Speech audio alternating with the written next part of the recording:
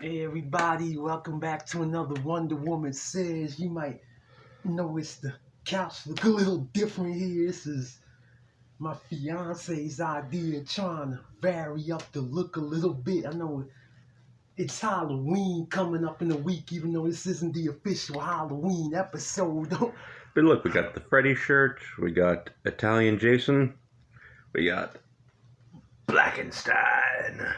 Italian Freddy box set, well, Blu-ray box set that I ordered last year too. But yeah, we are gonna actually be reviewing a couple of horror-themed comics tonight, so it kind of somewhat is an unofficial Halloween-themed show, I guess you could say. It's spooky season show. Yeah.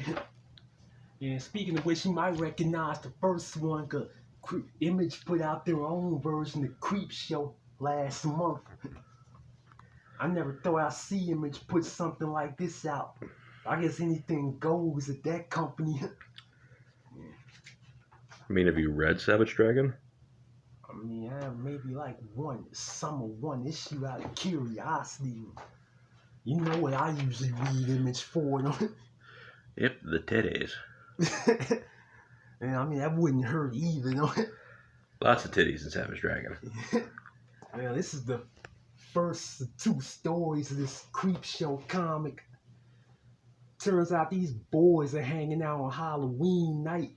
They're at the house of this rich dead person. See, we got Marty McFly, a hot dog, and a mummy.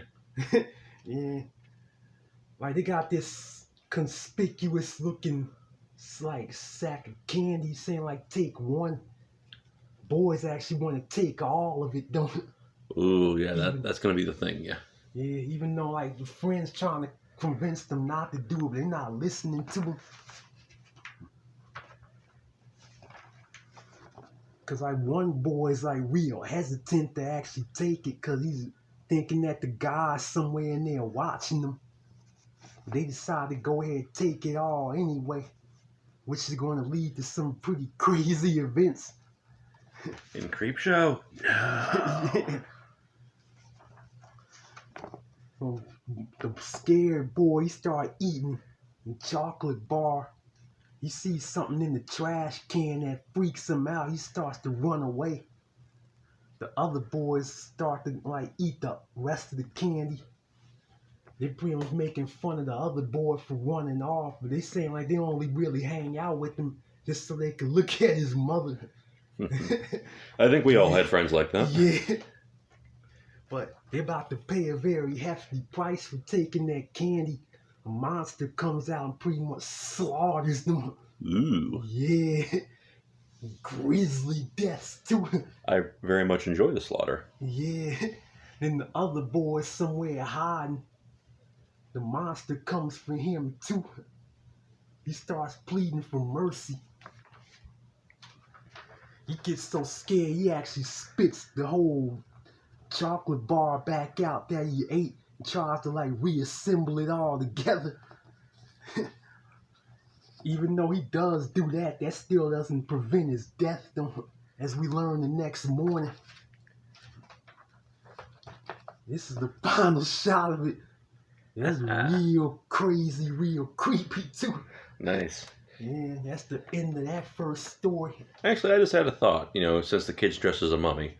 We've already got Blackula, Blackenstein, and the Blunch Black of Blow Blame. If they made a blaxploitation mummy, would they call it the Blummy? This is a good question. I'm surprised nobody tried that back in the 70s, to be honest. Yeah, well, they can't do it nowadays, because now Blummy means something else. Yeah. Funky. Yeah. Well, this is the second story. Oh, yeah, actually, should we grade the stories first, like individually, before we close this whole thing or not? I mean, you already brought it up, so grade the first story now. Yeah, I like that first story. I have to give that that story like a 9.5. It was kind of quick. It was like quick and straight to the point. It wasn't drawn out. It pretty much like took you in and just pretty much gave you what you were looking for. It wasn't a whole lot of beating around the bush. They just say, you know, this is what happened. This was the result of it. That was it. Yeah, I liked it too when I saw it. Yeah. Made me want to watch the show some too. I know he showed it to me out in San Francisco. And that was our good friend Count Jacula, along with the horror guru. Yeah. Shout out, you guys. Woo! We love you. Well, this is the second story. Turns out a kid's having a birthday. Her mother's scrambling to get her some entertainers. You know, for a party. She can't seem to find nobody that's available. That is until she comes across this card for this like strange creature. And she desperate to get something for her daughter, so she calls him up. That looks like something from The Simpsons. Yeah. Although we already know something's up with this thing right here. You know what that looks like? That looks like the monster from when Homer had the security business, Spring Shield. Yeah. Friend, the only friend you need is Spring Shield. Monster put in wallet. Yeah. Well, it looks like the kids like trying to, I guess, make sense of what's going on with this thing. They're not really taking to him too well. They're like making fun of him, calling them names. And like pretty much he's saying like he only was working this event because he wanted some food. Of course, he take all the food he could find. But as we soon will see, that ain't gonna be enough for him. As he keeps, I guess, trying to entertain the kids not really thinking about him too much. This is starting to sound like a really grisly spoof of those old Hostess fruit pies ads. Yeah. Yeah. I know like one of the kids, the boy specifically starts cracking direct jokes at actually the creature's name is Shingo. I should have probably mentioned that. Cracking jokes at Shingo. Shingo not really liking it too much. Even though the boy's about to pay for that because Shingo pretty much takes and eats him. And then he starts trying to make his way towards the other kids. They trying to figure out what happened to the boy. And apparently Shannon Doherty showed up to the party. Yeah. This is the girl's father because mother and the father's in like a pretty like at beefing with each other because they like in the middle of a nasty divorce. And they sharing custody of the kid. Cause this is the dad's guest for the birthday party. I was gonna say, is the dad the one dressed as Shannon Doherty? I mean, that's progressive, but that would have been strange. I mean, he looks good in the dress. Anyway, I think this is like his new girlfriend. I will say it's pretty spiteful in him to bring her to like his daughter's birthday party. It turns out that Shingo's still hungry, so he ends up grabbing another of the kids and eating her too. Just turning into Willy's Wonderland, kinda. Yeah. So then like the girl that the dad brought over was trying to entertain the kids, but then next thing you know, Shingo go and eat her too. That's when they start finally figuring out, you know, the creature's actually eating everybody up, and they start getting scared. And they start going in the hide and trying to figure out how they gonna trap the monster. They come up with a plan. They ended up like grabbing with the rope they was gonna use for the piñata. And then like the girl ends up taking the axe and pretty much chopping Shingo open. That pretty much frees up the people that were eating. I'm gonna say a little something about that too when the story's over. Pretty much like seemed like everybody thought everything was fun, even though they were eaten by a monster. Well, it's always fun to get eaten at a party. Yeah, that's pretty much the end of that. Especially by a stranger. Eaten alive. I was kind of liking the story, but I feel like the ending was kind of a cop-out, though. Like, you know, like you thought like he really killed those people, and next thing you know, it was all still alive, though. I mean, it's a very Little Red Riding Hood, you know. They cut the wolf open and the grandma hasn't been digested yet. Yeah. I don't know, it's just to me, it kind of, for, something, in this, though, it kind of felt like somewhat of a cop out, though. I mean, the first one ended with dead kids, so that would just be a little repetitious. I guess you might have a point there. But I definitely enjoyed the first story more. I guess this was okay. I probably give this one a 7 on. Definitely enjoyed the first story a lot more. Probably get a book overall. Probably like a 9 on. Although there is a little thing at the end. Like it's like made in black and white. And like this guy going to going to dump a body. And then like this spirit starts trying to talk to him. Start telling him about his dead wife and all that stuff. He gets spooked. I think this might be a preview for the next issue. That's the only thing I can see that being. Don't often get a bonus track in an anthology comic. Yeah. Well, yeah, this is pretty cool too in the back. Of course, the cover is real cool too. Mm-hmm. Yeah, definitely give this a 9. I like what they did here. I hope this lasts a while too. Alrighty. Yeah, continuing in that vein, got another anthology comic. This time it's from the mid-70s, issue number 61 of The Witching Hour. Found this for just $1 at the mall in Regency Square. We see like the narrators for The Witching Hour. Holy shit, it's one of those fruit pies ads I was talking about. Oh yeah, they had these in all the comics back then. Yeah. Alrighty, well, get on with your witchiness. But yeah, like this is the narrators. They're trying to warn some kids not to jump into some water to swim because it's going to cause a tidal wave. Like the witch comes down, scares them away before they can do it. And after that's when the stories begin. So I know in London there's this lady grave robber that's robbing graves every night. The cops trying to track her down.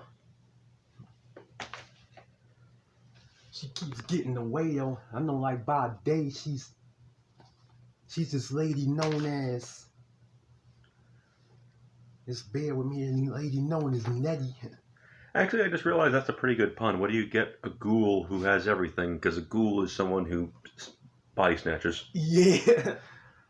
Turns out her boyfriend's trying to pretty much propose to her, but she turns it down. But he offers her the engagement ring anyway as a gift, so she accepts it, I guess to please him. Well, it's not his fault. She's just a wild girl with an insatiable love of the dead. Yeah. Then the next night she goes on another caper at the graveyard trying to find some more stuff to steal. The cops lay in wait for her again, try to get her, but they fail again. Then the next day, she starts like counting up the jewels and stuff that she stole. She goes to this museum, meet up with this guy, and she's like really enamored with all the stuff she sees in there. We all know what this is gonna lead to. Donuts? That would be nice. Well, like, turns out Hold steady. she ends up going missing. Then the cops start looking for her. They can't find her anywhere. But she is still in the museum. They end up finding her in this tomb. Turns out she was Nefertiti the whole time.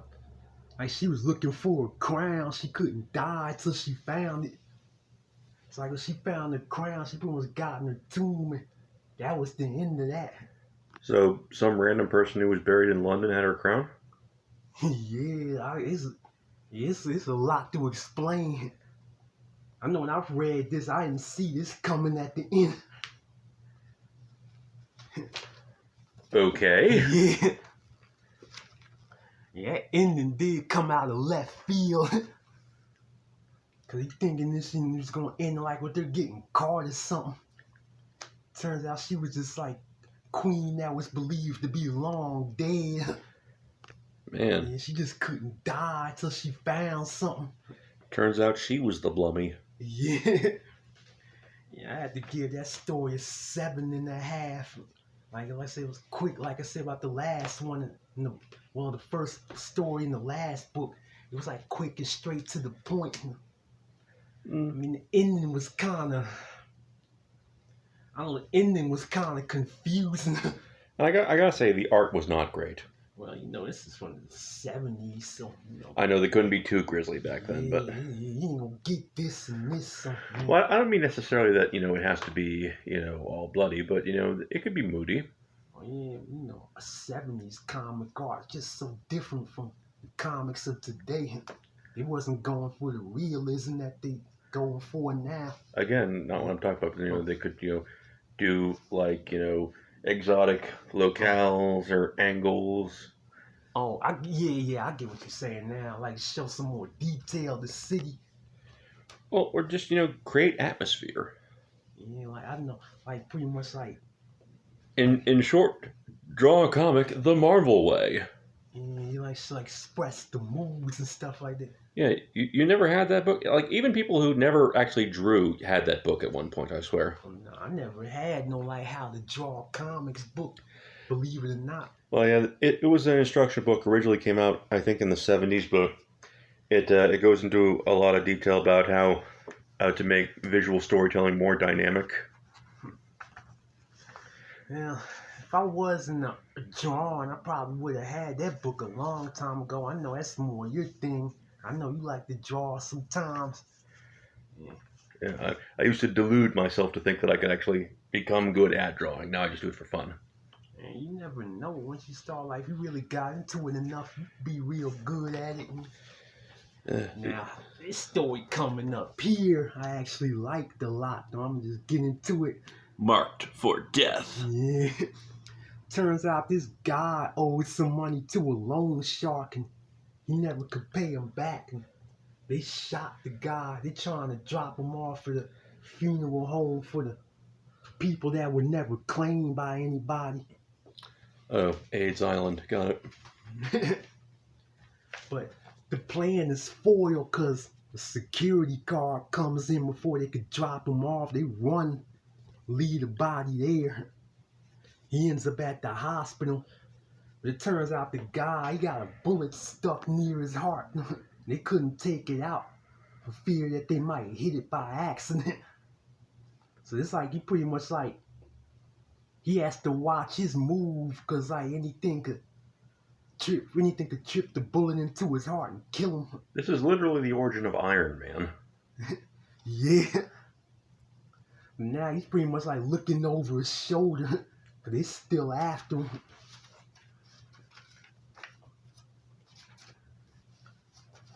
Of course, it's only a matter of time too for the loan sharks they catch back up with him.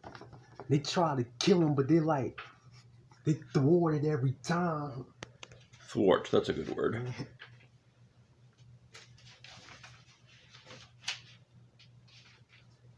So then finally, he's alone somewhere thinking he's safe, but then the guys that been trying to kill him, they come up behind him.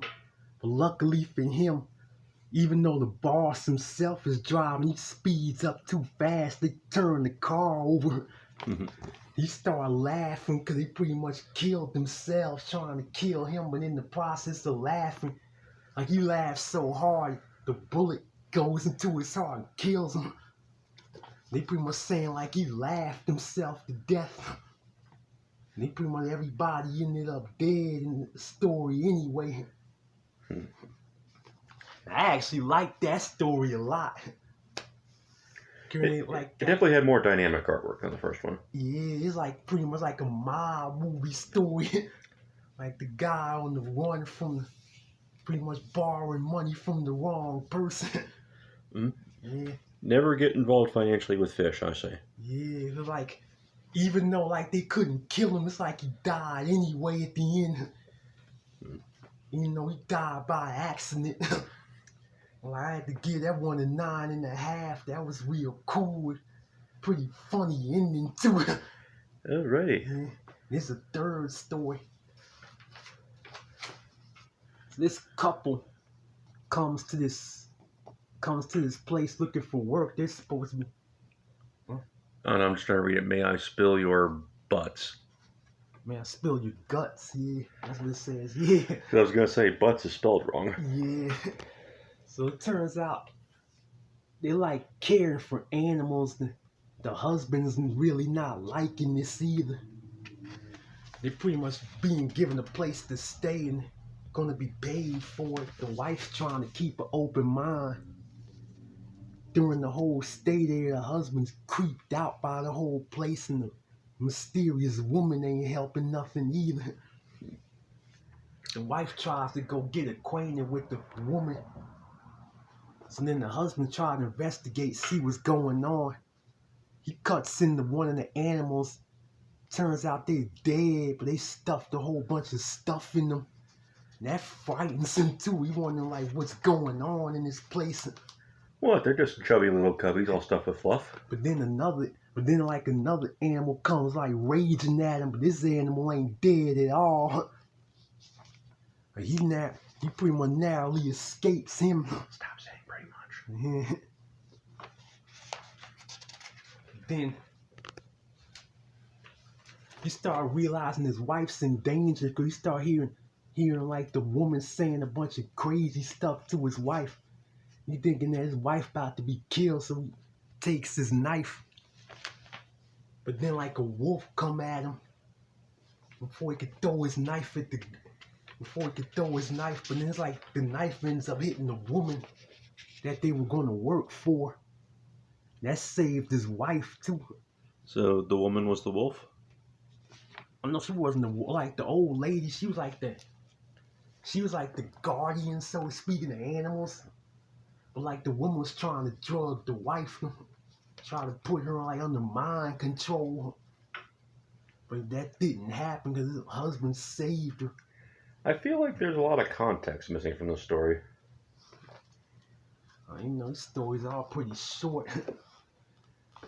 So now you pretty much have to leave because like the woman's dead. They can't get paid now. I like that line at the end, like they ain't never been so happy to be unemployed. Alrighty, so what do you grade that one? Probably grade that one a 7.5. I know out of them all, I obviously enjoyed the second story the most. I just have to ask, what is that on the back cover? Shrunken head. I think this is some. Ooh, it's the Vincent Price kit. Yeah.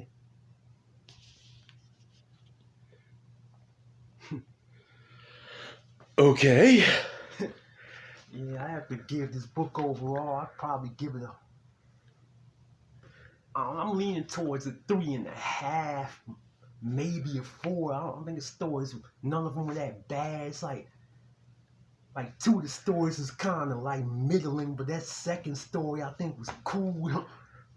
But I still think that, overall it's a decent read. Okay, so we're filming 2 episodes tonight. We're going to take a little break before we do the next one. Want to give us a preview? Yeah, I could do that. Oh yeah, next episode, now we're trying to catch things back up. Kal-El makes his long-awaited return to Earth. The last issue of Action Comics, I had to wait a whole week to get this because this book sold out at Velocity. I couldn't believe it. I do like this cover, George Reeves tribute. I gotta tell you, from a distance, it's not a flattering look as it is up close. It looks kind of like, Oh yeah. On another note, we are going to see this tomorrow. Yes. Yeah. See if it lives up to the hype, Yep, I mean, they got all the other members of the Justice Society. Maybe Superman's in it. Well, I ain't going to say anything about that one. Well, yeah, we're also going to have this for the blast from the past, so it look like we're going to have a lot of Superman in this one. Yeah. So he's got like a super trash bag? Yeah, because like, it's like a, well, It's like he made a lot of failures. He's like thinking he's a threat to society, trying to find somewhere else to go away from Earth. Oh, so he's like a super hobo. I wouldn't say that. He just got someone that made a lot of mistakes trying to. Well, maybe to call stuff in a bindle. Yeah, but yeah, that's the blast from the past for the next episode. Like I said, we're gonna take a break though, even though you're not gonna see the next episode till tomorrow. So you know how that goes. All right. In the meantime, be sure to like, subscribe, share. Another thing I was gonna say, yo, I saw them uptick in views lately. Thank you for that. Mm-hmm. Oh, we got a new subscriber. Yeah, thank you to whoever hit that subscribe button. We just hit 2,700. Yeah, it look like you've been on a tear lately. Ever since we got back from Texas. Yeah. So we say thank you. Yeah, thank you for real. Well, yeah, we're gonna see you next episode. Love, peace, and chicken grease.